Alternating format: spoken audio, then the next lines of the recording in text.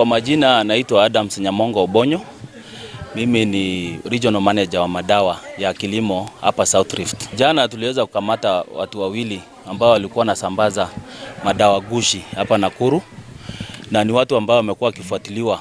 Kuna wakati walionekana Mombasa, kuna wakati walionekana Garissa, na hivi jana walionekana hapa Nakuru wakitumia gari ambayo ni Honda Fit KDP 663U ambao tuliweza kuwapata na madawa wanasambaza hapa Nakuru. Hizi madawa ambazo tumeweza kukamata ni madawa ambayo iko na wale registrant, wale wamekubaliwa kuuza hapa Kenya.